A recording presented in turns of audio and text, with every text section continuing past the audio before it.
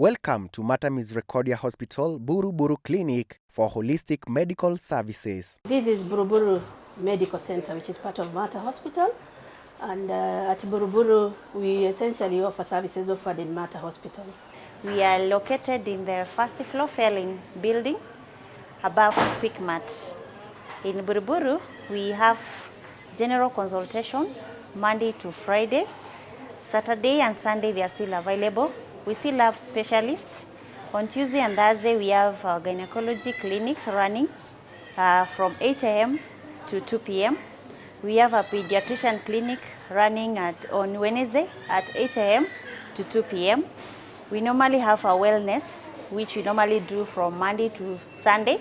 Every day, feel welcome, you can come. Experience the difference in our wide range of quality, responsive and compassionate healthcare services. We have very highly skilled and qualified staff running the units. We offer services including doctor's consultation services, which is the general doctor in the outpatient unit. We also have laboratory services and pharmacy services. On particular days of the week, we have specialized clinics, which include the physician clinic, where we have our hypertension and diabetes patients followed up. And then we also have the obstetric gynecology clinic, which is run on Tuesdays and on Thursdays. We have the pediatric clinic, which is run on Wednesdays. And then we also have the ENT clinic, where we have the ENT doctor coming in, and that is run on Fridays in the morning. There is also a pediatric surgery clinic, which is also on Fridays. Our child welfare, we normally do them on Wednesday, Friday, and Saturday from 8 a.m. to 2 p.m. We have our ENT clinic Friday, 8 a.m. to 10 a.m. We normally have nutrition services on Tuesday to Thursday, and we have extended our radiology services from Monday to Friday to Saturday nowadays. Initially, we were running up to Friday, but currently going up to Saturday. We deliver all our services with utmost diligence, integrity and equality. We see everyone at the Buru Buru branch. We do not discriminate against anyone, either on race, on religious grounds, or disabled people. You are all welcome to receive services at our branch. Be assured of privacy. We normally keep to our ethics. We are so compassionate to our clients. Integrity is all over. So when you come, we feel you, and that is why you can see nowadays we are running, like every Friday we are having a special clinic. Currently we are running the breast clinic. Next month we are coming up with clear colon screening. So don't forget we are Christ-centered. When you come, and we don't segregate because you are a Christian or a Muslim or Hindu. We treat every client as equal as any other.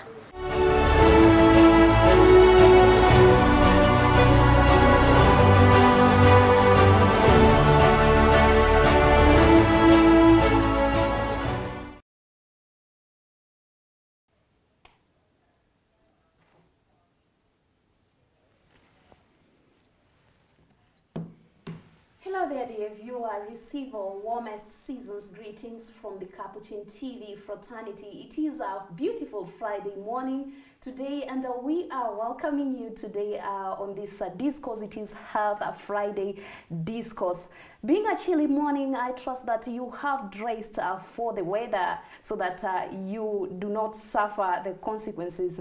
Now, this morning we are set to delve deep into the subject of HIV or AIDS vis-a-vis gender-based violence. You understand that 2 days ago, that's on 1st of December, the world marked World AIDS Day, and there are so many things that came into play, considering that it is the second year as we continue to grapple with the COVID-19 pandemic, which has negatively impacted on different aspects of life, including the HIV, the fight against HIV AIDS. And of course, as usual, in studio I'm joined by a professional and expert in this field. Allow me to introduce him to you before we proceed.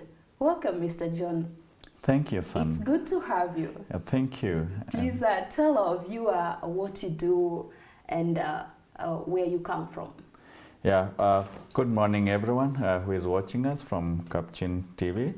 We want to welcome you to this show that we're going to discuss a number of things. My name is John Kibuthu, working with Mater Hospital as a psychologist in the hospital. And we're here to discuss a few things, matters concerning your health. Thank you very much, and thank you so much for making time for this discourse. Thank you. All right, dear viewer, just to remind you, this Health Friday is a show brought to you by Capuchin TV in conjunction or in partnership with Mater Misericordia Hospital in an effort to inform you on different aspects of your health as well as advise you accordingly on different lifestyle practices so that you can live a healthy life. So now, right here, there are so many things that you will realize will be coming into play. We just want to understand that the link between HIV/AIDS and GBV. We have witnessed that there has been cases of an increase in cases of violence, especially gender-based violence, and most of which has been linked to the pandemic. So we're gonna really go through that and try to get some insights on how best to go about that. So welcome, and you can be part of this discussion by dropping your comments and feedback on our social media platforms, YouTube, Twitter and Facebook. Use the hashtag Health Friday, hashtag Capuchin TV. Our number is usual 0717424866. So welcome. Let's talk health. All right, Mr. John. Yes. Wow, I can see you are dressed for the weather. Yes, it's a chilly morning and you need to take care of your health. Great. By even wearing warmly. Okay. Because you don't want to put yourself into risk through the weather. Absolutely. Yeah. We already have enough to deal with as it stands. True. All right. So now the world, we have been really grappling with the pandemic, and recently as we marked or commemorated the World AIDS Day. What is it that came into play as a professional in that field, that's comprehensive care unit or a center at Mater Hospital that deals with matters of HIV/AIDS? Thank you, Sana. I think marking the World AIDS Day, I think this is a day that is marked in the whole world, specifically dealing with issues on HIV. Why? Because we want to bring to awareness on people that HIV is still living with us, and we are still having people who are living with us and has HIV. Number two is a day to really celebrate the heroes that we have in Kenya, or a huge number that is living with HIV. And they have showed us that HIV is not a big deal. Since they are taking their ARVs, they are looking healthy, they are able to achieve their goals, they are able to continue with their life. And through those heroes, we are able also to remember them during the World AIDS Day and appreciate them and congratulate them for the good work that they are doing. At Mater, basically, we were able to give a platform for people to come on board, and for those who have not yet known their HIV status, we were giving them a room to come and know their HIV status. We are offering a free test for HIV, and for those who we realize that they're HIV positive and maybe they never knew about their status, at Mater we were able to link them to a clinic that takes care of people living with HIV at a free cost, whereby they are able to receive counseling, they are able to receive treatment for ARVs, and they are able to receive other services that we give in that clinic. Thank you very much, and congratulations as well, because you're part of the people who are really impacting positively and contributing towards reducing the curve of HIV/AIDS and of also fighting the stigma that is associated with it. Yeah. Now, the World Health Organization recorded a drop in the tests, and of course, so many things that have really affected the efforts towards the fight and prevention of HIV/AIDS. What would we attribute this to? There was a drop in HIV infection because of different measures that the government is taking to make sure that people are not putting themselves at risk of getting HIV. And some of these measures that have been taken is to make sure that people are able to access ARVs in all government hospitals and some of the organizations. Like I said, in Mata we offer for free. The other one is the preventive measures that they have come up with a preventive treatment, a prophylaxis, a drug. We call it PrEP, whereby for those people who feel that they might be at risk of getting HIV, they are encouraged to put themselves on that treatment. It is a daily dosage that people take to prevent them from not getting HIV. But we have the category of people who qualify for that.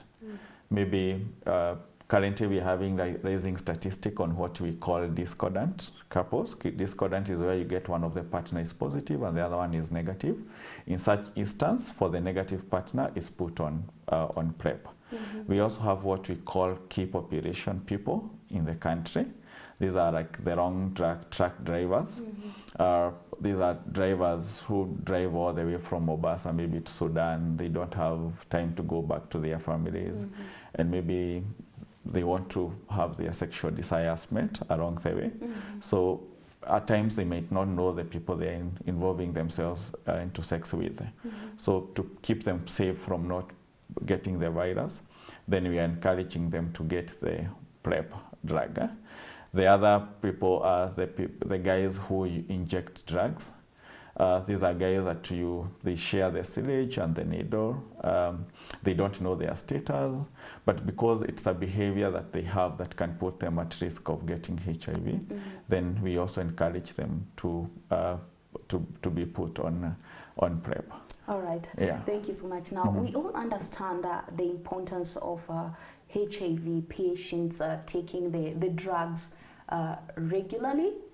Now, we experienced acute drug shortage sometime last year that really sparked protests, and this was caused by the COVID-19 pandemic. So as we mark the World AIDS Day, do you as experts in this field address or come up with some strategies to address such future disruptions? Yeah, I think this is something that the government noted, and especially it was brought because of the issues that was at KEMSA. But because of the many patients who suffered for not taking their daily drugs because of the shortage of the drug, many views were given to the government, and they were able to take it with a lot of weight. And there are a number of strategies that they have done to make sure that the drugs are distributed to the patient. Like some of the strategy that we worked in our clinic is that we had a buffer stock. A buffer stock is whereby you have you anticipate that your patient are not only getting drugs for 1 month, maybe you request a stock for maybe like 2 months.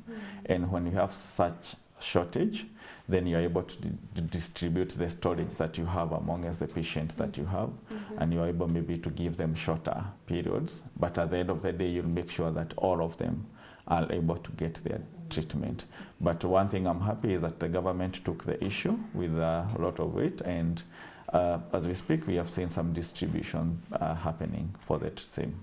Wow, that's quite commendable. Yeah. All right. So now, before we get to understand the link between HIV/AIDS and gender-based violence, could you please help us understand the concept of gender-based violence? When you talk about GBV, what do we refer to?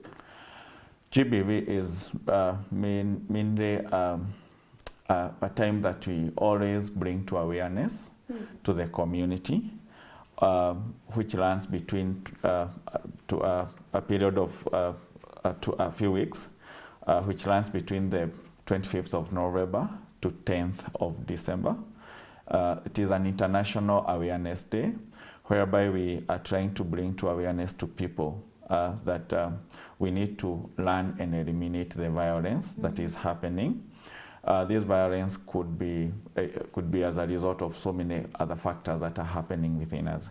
So we are trying to educate people on the need to understand and eliminate the issues of violence that is happening in the community.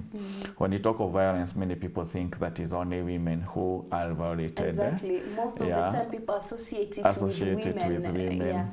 And to our practice, we have realized it's not only men who are undergoing these violences, that even men currently are undergoing the same violences.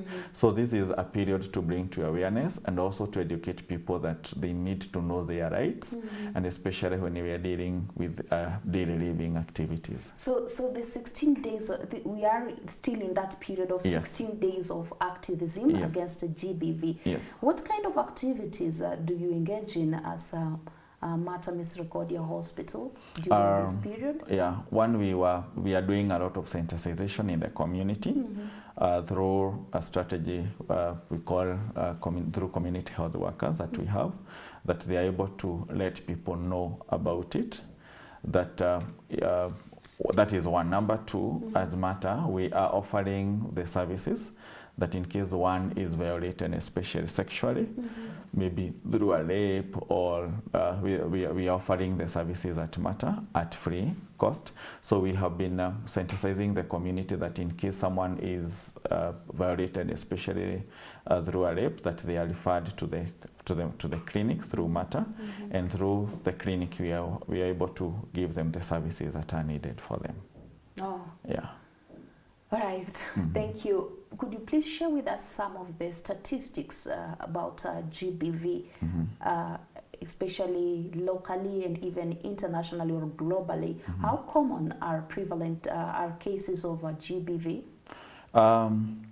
According to the current statistic that was given, it was saying approximately globally, 7 to 36% of children, especially girls, undergo violence.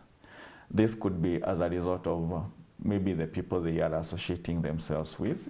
And we talk of GBV, we are not saying that it happens through strange people. It can happen through the people around you. So we have seen that some of the statistic is coming as a result of the violence coming through maybe the house managers that we always employ in our houses. It could be as a result of the neighbors. It could be as a result of the family members, the cousins, the brothers. Currently, we even had a case of a girl who was violated by the father, a very small girl. So these are statistics that are gotten from the violation from the people around the people we are living. And in Kenya, we are saying that maybe one among the 5, either being a male or a female, they are being violated. And when we talk of violation, we are not only talking about sexual violation. We also have other violations that we normally have. Yeah, and maybe if I can list them quickly about of these other violations. Some of these types of violence, so that we can get to understand them better. Yeah, some of these violation is what we call sexual violation. This is where someone is forced into a sexual act by someone they don't know or they know. But when you say that they were forced, meaning there was no coercion, they never talked about it. The other violence is what we call physical violence, whereby maybe somebody brutally bruised someone through a fight, may it be a partner, may it be a child, and physically you can be able to tell that this someone was hurt. The other violence is what we call psychological violence. Sana sana in Swahili they say baridi. Unapewa baridi. So when you talk of psychological violence, this is where somebody is torturing your mind, either through their action, through their talk, or through whatever that they are behaving around you, and you're not comfortable about it. Then psychologically you're disturbed. Psychologically you're not upright about it. May it be at workplace, may it be in the family, may it be in school, and you find that someone psychologically is tortured. And the other one is what we call emotionally. Emotionally, this happens basically when people are in a relationship and somebody is taking advantage of you, may it be through the love that they have given you, the heart they have given you through love, or through the emotions, and you find that somebody is torturing your emotions. So emotionally you are not okay, emotionally you are not stable. So these are some of the violence that we normally have, part of the violence that we normally have. So when you're talking of violence, we are not only talking about sexual, but these are other violence that we are talking. And maybe as a viewer, I don't know maybe what kind of violence would you be going through, and you feel that you're not okay. Then it means you need to visit a facility so that you'll be able to talk with your specialist, so that through that, you are able to be helped on how to go through the violence. All these categories or types of violence can impact on someone's psychological or cognitive status. Could you please share with us some of the psychological effects of GBV on a person? Yeah, and especially when you don't talk with these, there is a condition psychologically, we call it post-traumatic stress disorder, PTSD. This is a psychological disorder that one can get, that you're in a fix and you're not able to really tell and come out of the situation. And through that, you find that there are others who express it either through depression, because you're thinking around it and you're not getting a solution, and accumulated stress, eventually it will bring to depression. And you find that people are undergoing depression and they need to be put on antidepressant treatment. The others who create anxiety, and you find that maybe they have come up with the tension and anxiety and they are not able to deal with. And these are some others you find that they are not able to interact with people and they start isolating themselves. Others are affected in their self-esteem, and you find that they are not able to make decisions by themselves. They cannot even define who they are. They don't even have value for themselves. They don't have even a future goal and all that. And these are some of the things that you find that people are going through, and especially when you don't deal with some of these violence. The others even who develop insomnia, they are not able to sleep at night. They are all over, and others, they even indulge themselves into using substance abuses because maybe they want to run away from it, or others, they want to sleep. So they'll find that they are abusing Pilton, cetirizine, because they want to sleep.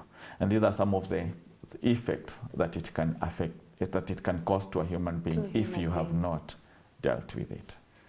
Thank you very much. Now, dear viewer, it is important to note that as Mr. John Kibuthu has stressed that globally approximately 7 out of every 36% of girl children and 5 to 10% of boy children will experience some form of sexual violence. And the World Health Organization estimates that 150 girls and 73 million boys experience sexual violence or abuse before reaching the age of 15 years. So you can really gauge how dire this situation is globally. Time to take a breather.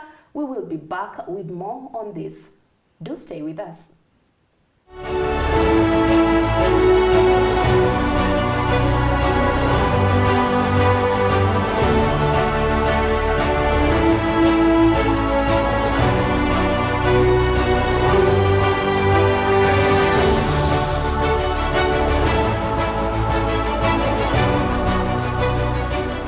Welcome to Mata Misericordia Hospital, Buru Buru Clinic for holistic medical services. This is Buru Buru Medical Center, which is part of Mata Hospital.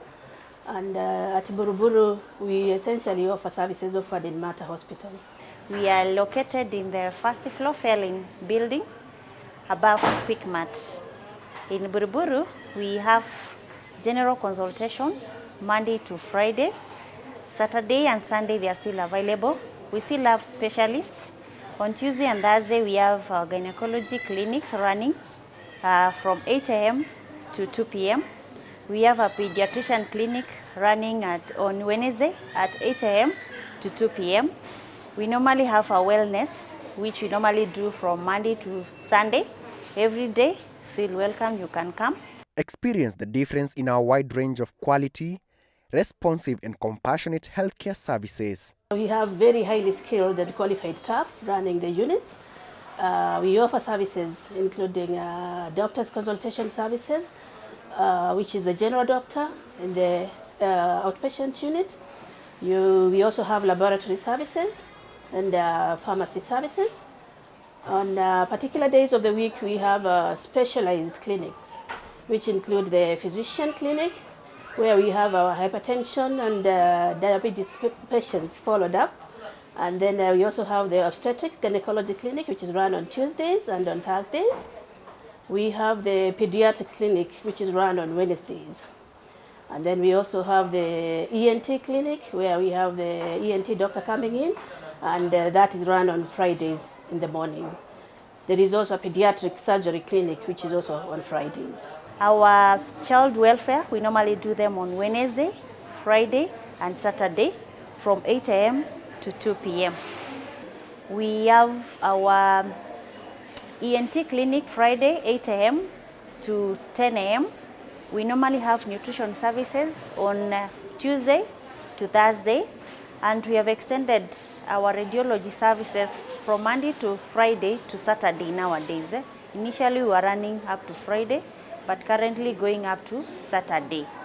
We deliver all our services with utmost diligence, integrity, and equality. We see everyone at the Buruburu branch. We do not discriminate against anyone, either on race, on religious grounds, or disabled people. You are all welcome to receive services at our branch. Be assured of privacy. We normally keep to our ethics. We are so compassionate to our clients. Integrity is all over. So when you come, we feel you, and that is why you can see nowadays we are running, like every Friday we are having a special clinic. Currently we are running the breast clinic. Next month we are coming up with clear colon screening. So don't forget, we are Christ-centered. When you come, and we don't segregate because you are a Christian or a Muslim or Hindu. We treat every client as equal as any other.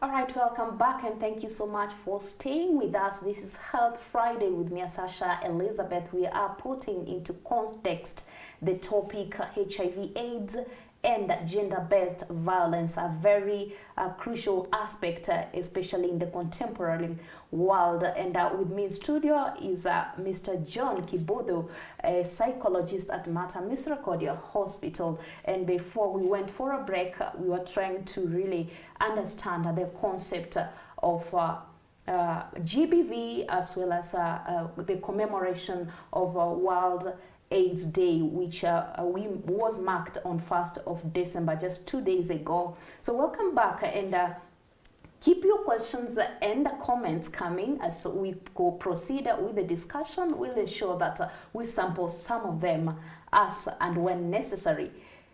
Mr. John, yes, Sasha. Welcome back to the Asante. second session. Yeah. So now we get to the, before maybe we get to the core issue, the core essence of our topic, HIV, AIDS, and GBV, the link. Could you please tell us about this, my voice, my action, ending inequalities, dear viewer? My camera person will just show you shortly the banner at the background. That is the orange world, end violence against women now. But of course, you heard in our first session that gender-based violence is not just about women, because there are men who also go through gender-based violence. True. So could you please tell us, what is this My Voice, My Action all about? Yeah, this year we were trying to bring a slogan for as a theme of this year, and especially in talking about the GBV, or gender-based violence. And we were trying to educate and bring awareness to people that my voice, my action, that whatever when you fight that someone is undergoing all this GBV. It's not about on pointing fingers or keeping quiet and all that, but it is a responsibility of you as a neighbor, as a family member, as a teacher, just to start and sound out this voice so that people may know that these things are happening. And that's why we say that my voice, my action, I need to voice it first so that through my voicing, an action will be taken. And this action is maybe you'll have enough time to take this kid who have been maybe gone through the violence and get the services as needed. So my voice, my action, it is starting with me to stop this gender-based violence. If I hear a couple in my next door fighting and all that, let not me just point them at figures and say nishauri yao or it support them, but it's my responsibility to get and come on board and know, is it something that we can solve it and we can come out and look for a solution out of it, maybe through counseling or through sessions that maybe we can help them just to get to a level of understanding each other. Thank you. Now, in essence, it is a collective responsibility to fight gender-based violence. Yes, and it's starting with me. With you. It's starting with you with as me a viewer. And with you as a viewer. As a person. Yes. Great. Thank you so much for that clarification. Now, how is GBV connected to HIV/AIDS? When you talk of gender-based violence, and especially when you talk of sexual gender violence, this is where you find we call them medically perpetrators. Perpetrators are those people who are forcing themselves into a sexual with either baby or their partner and all that. We call them perpetrators, whereby you find that either one or two are forcing themselves into this child or into this innocent person somewhere. So at times you may not know their motive. Others may be knowing about their HIV status, and because they are bitter about it, they feel maybe they want to perpetrate to others and violate others sexually. So through that, you may find that somebody is infecting someone. Number two, we say basically HIV through sexual intercourse is infected through the fluids. When you talk of these fluids, we are talking about the vaginal fluid and the semen. And when someone has forced me into someone, of course, this in one point or the other, these fluids will come into contact. And if someone had HIV, then you may find that automatically there will be a transmission of this virus to the other person.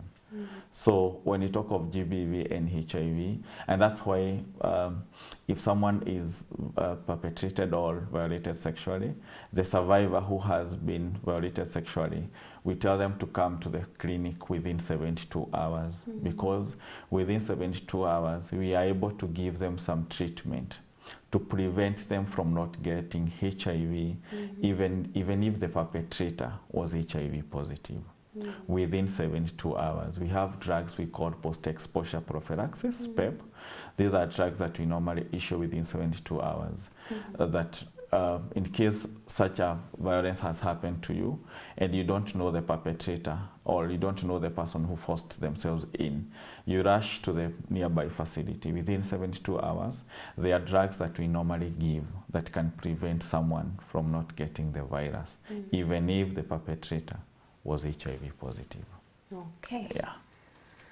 That's clear and quite profound. So now, what is the benefit of testing for HIV? Because this is the kind of sensitization that has been ongoing for decades, but still there are people who really are reluctant to know their status. What would you tell them? I always say there are so many benefits of knowing your status for HIV. And as a viewer, if you're there and maybe you've never tested for HIV, I think it is a higher chance just to go. Why? One, you'll never know whether you have HIV or not. because you'll never have any sign or symptom to tell you that this one is specifically for HIV. Because what HIV does, when you get HIV, it destroys one's immunity. So once the immunity goes down, then you're prone to getting opportunistic infections. These are the normal infections we get. So the moment you go and know your status, one, you'll give us an opportunity to take care of your immunity. Because the moment you come and we know that you're HIV positive and we give you the drugs, the ARVs, what ARVs does, it stops the multiplication of the virus. So once we stop the multiplication of the virus, your immunity will remain strong. So one of the benefits is that you'll not be prone to getting opportunistic infection. Number two, we will help you from not getting so many drugs at once as a result of the opportunistic infection. I'm trying to imagine of a scenario that maybe you don't want to know your status, then your immunity goes down, and maybe you're stuck by an infection like TB, tuberculosis. So you realize that you'll be put on drugs for TB, and at the same time you'll be put on drugs for HIV. So at that particular time you'll find that maybe you're getting more than 5 drugs for TB and maybe for HIV. But if you could have come earlier and known your status, maybe you could only be dealing with only 1 tablet for HIV, the ARVs only. So when you know your status, you are not putting your immunity at risk of getting the opportunistic infection. The other thing is that when you know your status, you'll not be at risk of putting other people at risk of getting HIV. Because you'll take the preventive measures, and some of these preventive measures, you'll protect someone else somewhere from not getting the virus. So when you know your status mapema or earlier, then you're giving yourself a room from not putting others at risk of getting HIV. So that's why we say it is always good to know your status. Also, you'll be in a position also to plan your life. Maybe we say maybe you are a viewer and maybe you're married or you're a lady and maybe you want to conceive or get pregnant, okay? And knowing that you're HIV positive does not mean that you cannot get children who are negative. But when you know your status, you'll come on board, and as professionals, we'll take you through the curriculum that will help you conceive and get a kid who is HIV negative, because we have preventive measures that we can prevent that kid from not getting the virus. So even when you come and know your status, we are giving you a room to even plan your life and plan it well without having the consequences of knowing your status. Thank you, Mr. Kibuthu. Now, there's a question, and I will hide the identity of the person. He's asking, would you advise discordant couples to stick together? Maybe for the sake of our viewer who could be or perhaps doesn't understand the meaning of discordant couple or partners. Could you please shed some light on that? Yeah, discordant couples, these are couples when they come for testing. You get one of the partner is HIV positive and the other one is HIV negative. Reason for this is a question that many people have been asking. We don't have conclusive reasons why we have such couples, but research is ongoing and maybe we'll eventually get the reason. But the good thing is, even if we get it as a discordant couple, that one does not mean that that couple should separate. Why? Because as health providers, we have a way of preventing the negative partner from not getting the virus, even if they are ongoing with their life and more so even in their sexual life. When we get a discordant couple, one of the things that we normally do is to put the positive, HIV positive partner on ARVs. The moment we put this partner on ARVs, we are making the virus dormant. So the virus in the system will not get room to multiply. Okay? So one will stabilize the health of the positive partner. And because we don't want to put the negative partner at risk of getting HIV. Then we have preventive measures. And the major preventive measures that we are currently doing is what we call post-exposure prophylaxis. This is a drug that we normally give. And this drug is given to a negative partner who is at risk of getting HIV. One may it be the partner is HIV positive, maybe you are this person who is indulging in using the injectable drugs. May it be you are this person who you feel your behavior can put you at risk. So specifically for narrowing down to discordant couple, then we give the negative partner the PrEP, this drug. Then this drug will prevent the negative partner from not getting the virus, okay, for the rest of their life that you will continue together. And through that, you'll find that they can even conceive and get a kid who is negative. Wow. Yeah. Thank you. Now, Gerald from Kawangware is asking, why don't we have a HIV vaccine? People are made to depend on ARVs to an extent of not doing without. Is there any hope of getting a vaccine considering COVID-19 came and we have a vaccine? What's your take on that? It's a bit pragmatic, but what would you tell Gerald? That is more medical and research concerning. And what we can say when you talk of the viral for COVID and viral for HIV, these are different viruses.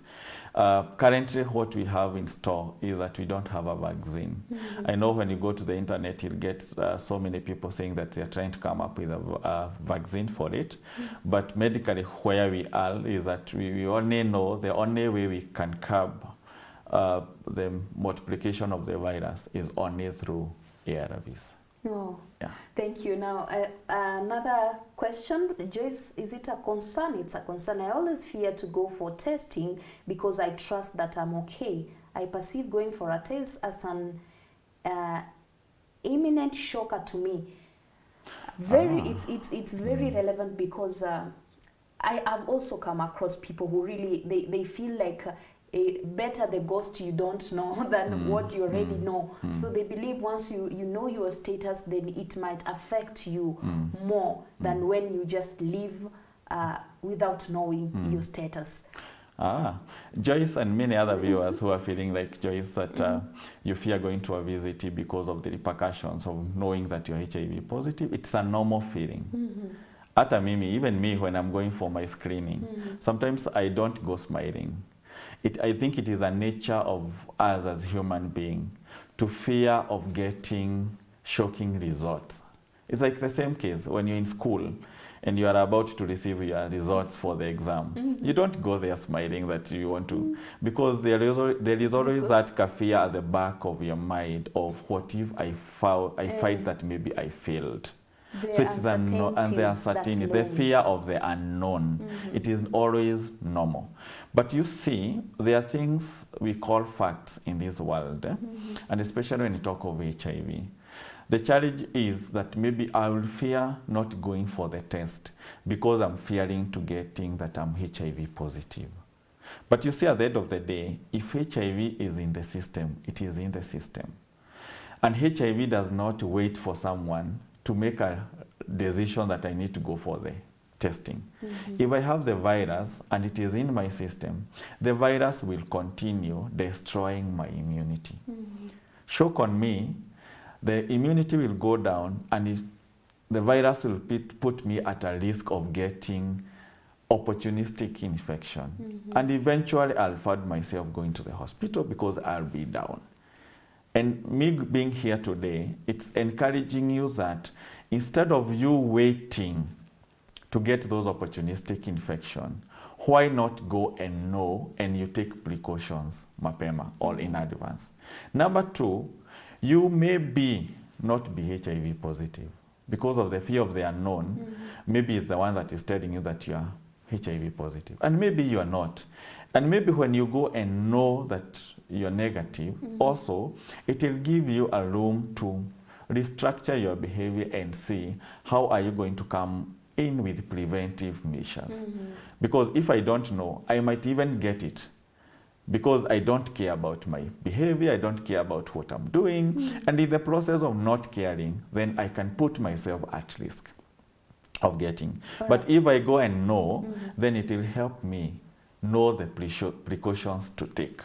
Now, what kind of support do you offer, or how best do you handle such cases of people who have fears of knowing their HIV status? I think one thing you need to understand, my viewer, is that when you come for testing, we don't just ask you for the specimen and test.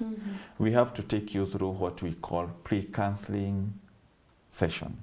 Pre-counseling session, this is where we take you through and understand the fears that you're having, so that together we can be able to address those fears and see maybe the possibility of those fears.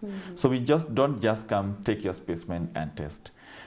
Before we do it, we normally have a session, a counseling session, just to prepare, to understand where you're coming from, to prepare you for the results, and also maybe address some of those fears. Thank you, Mr. Kibuthu. Now, it is really important to go through this, and in every HIV testing center, there is that testing and counseling, and this counseling has to come before and even after you get your results. So instead of, there are fears, yes, even when you're going for a COVID-19 tests, any other test, always there are those fears, the fears of the outcome, an unknown outcome. But instead of staying there, then you get to seek medical attention when it's very late or too late to get a proper interventions.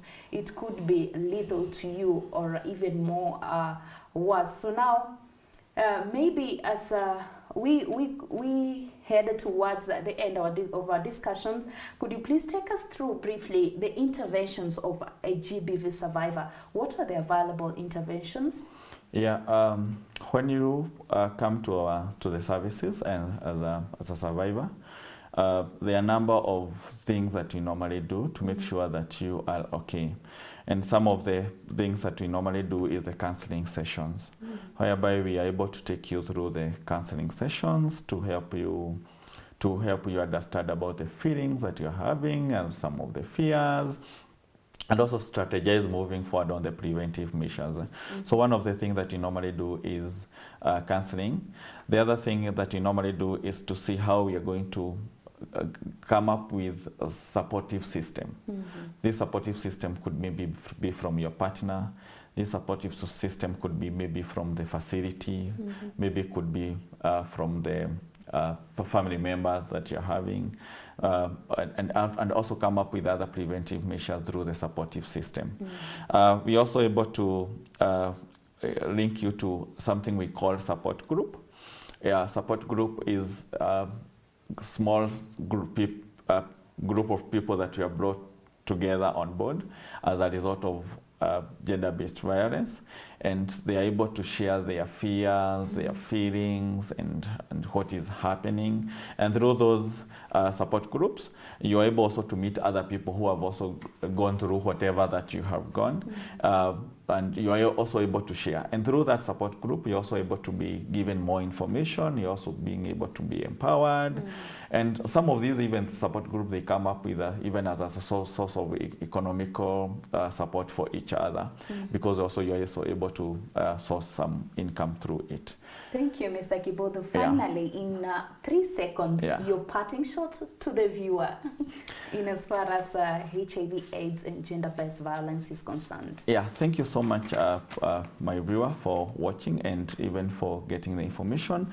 One thing is that through Mater Hospital, all these services, you're able to get them. And if you are going one of the above that we have discussed today, don't just stay alone in the house. There are people and providers who are ready to take care of you through the facility. You can just always come in, and you can always get the support. For those who maybe would like to get more information, you can always reach us through the facility phone 0732 16 3064. I repeat, 0732 16 3064. When you make a call, you can always reach us and you can always get the support that you need. But just know there are people who are ready to take care of you. May it be you're HIV positive, you're HIV negative, or you have undergone through GBV. Thank you very much, Mr. Kibuthu. Thank you so once much. again, congratulations Asante sana. to you and the entire team at Mater Hospital, and of course across the country and globally, who are really putting in a lot of effort to ensure that we prevent or fight HIV or contain it accordingly. We appreciate that. Thank you also, and also for having me in this show. All right. Asante sana. Okay, dear viewer, I'd like also to extend my gratitude to you. Thank you for making time for this Health Friday with me, Sasha Elizabeth. And we have come to the end of our discourse. Remember, an apple a day keeps the doctor away. Our apple is this information, because they say information is power. With information, you are able to make very informed decisions as far as your health is concerned, or the health of your loved one. So as we close the discussion, allow me also to thank my team. Our camera operator has been Evans Havana, and our sound mixer has been Eric Otieno. And as usual, or most of the time, I always have this beautiful lady mixing up on the visual mixing unit. This is Iris Ondiso. We also have on the transmission desk, always Peter Mwangi, doing the best, what he does best. Thank you very much for your joint efforts to make sure we do this successfully. And dear viewer, I thank you, and I wish you a great weekend. Take care of yourself as you prepare to celebrate the festive seasons. Remember, it's good to stay safe and informed wherever you are. My name is Sasha Elizabeth. See you next time. Goodbye.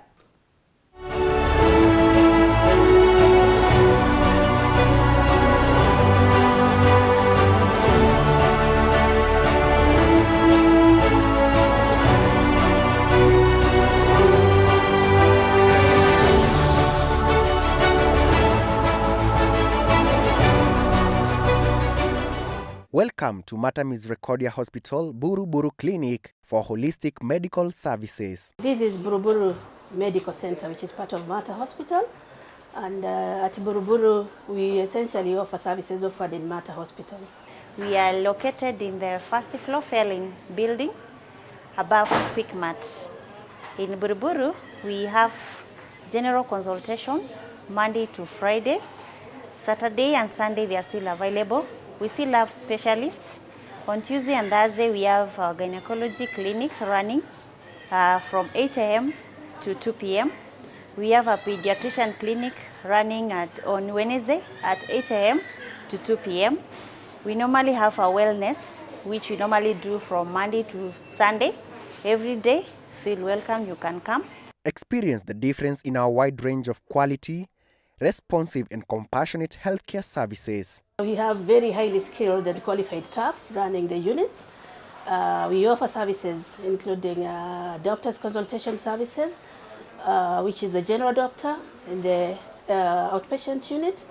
We also have laboratory services and pharmacy services. On particular days of the week, we have specialized clinics, which include the physician clinic, where we have our hypertension and diabetes patients followed up. And then we also have the obstetric gynecology clinic, which is run on Tuesdays and on Thursdays. We have the pediatric clinic, which is run on Wednesdays. And then we also have the ENT clinic, where we have the ENT doctor coming in, and that is run on Fridays in the morning. There is also a pediatric surgery clinic, which is also on Fridays. Our child welfare, we normally do them on Wednesday, Friday, and Saturday from 8 a.m. to 2 p.m. We have our ENT clinic Friday, 8 a.m. to 10 a.m. We normally have nutrition services on Tuesday to Thursday, and we have extended our radiology services from Monday to Friday to Saturday nowadays. Initially, we were running up to Friday, but currently going up to Saturday. We deliver all our services with utmost diligence, integrity, and equality. We see everyone at the Buru Buru branch. We do not discriminate against anyone, either on race, on religious grounds, or disabled people. You are all welcome to receive services at our branch. Be assured of privacy. We normally keep to our ethics. We are so compassionate to our clients. Integrity is all over. So when you come, we feel you, and that is why you can see nowadays we are running, like every Friday we are having a special clinic. Currently we are running the breast clinic. Next month we are coming up with clear colon screening. So don't forget we are Christ-centered. When you come, and we don't segregate because you are a Christian or a Muslim or Hindu. We treat every client as equal as any other.